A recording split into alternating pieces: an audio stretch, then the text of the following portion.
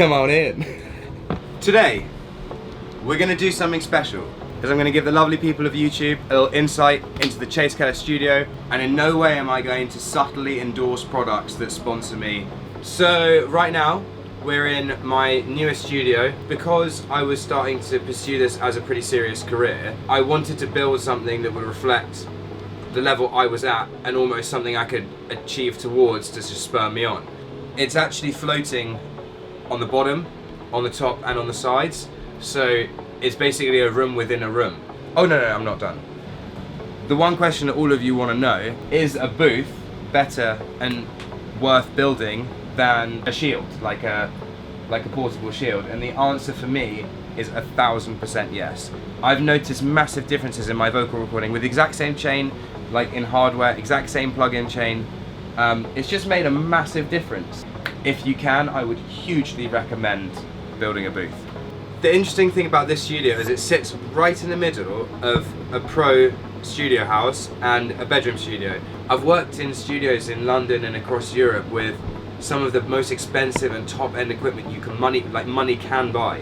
If you've got a decent equipment setup and you've got a decent mic, you're going to be fine and be able to make radio-ready music 100%. So I did a lot of research on acoustic treatment. If you want to know what your mixers are doing in a room, then you need to treat your studio. If you're looking for treatment, the only place to go is EQ Acoustics. Their stuff is a lot better than the near price point competitors. Like, this stuff is really, really good quality. Cannot go wrong with it. I'm gonna walk you through my mic chain because for me, mic chain's super important. First, we're gonna start with the mic. So this is my go-to mic. It's my TLM 107 by Neumann. By the way, sounds amazing. We're gonna head back out and I'm gonna show you what that mic's going into. The next step in the vocal signal. Into this. This is the Focusrite ISA 430 Mark II. It's been used on a ton of hit records. I was actually so impressed with the Focusrite that I decided to stay with them. I'm using a Claret 8 Pre, again from Focusrite. It's really crisp sounding and it's got a nice air function on it, so you can basically add different dynamics to the sound just from inside the box, so it's a really cool little feature. Back up again, we go into the Presonus Central Station, which is basically a speaker management system. I decided that I would invest in a set of A77Xs. What it does is gives you another driver dedicated to another area of frequency. And when I first heard my music through a three-way system, it blew my mind. I'm super chuffed with them. I think that if anyone was looking for a new system, Adam A77X, yeah, you can't go wrong with these. I'm using a Raven Slate MTI. I like to have my mixer on the bottom window so I can work from that with my hands.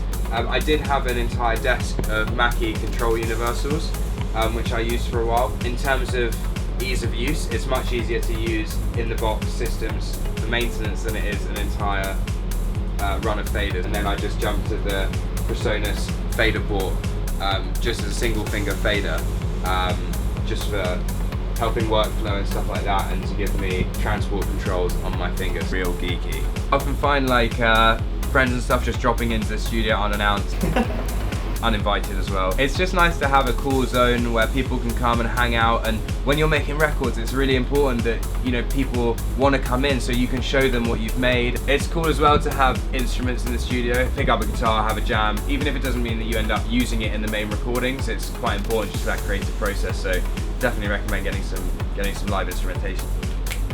I'm Chase Keller, this is my studio, you've watched the tour, go check out my music, I've got loads of new content coming out, it's going to be amazing. Make sure you follow the journey and listen on Spotify.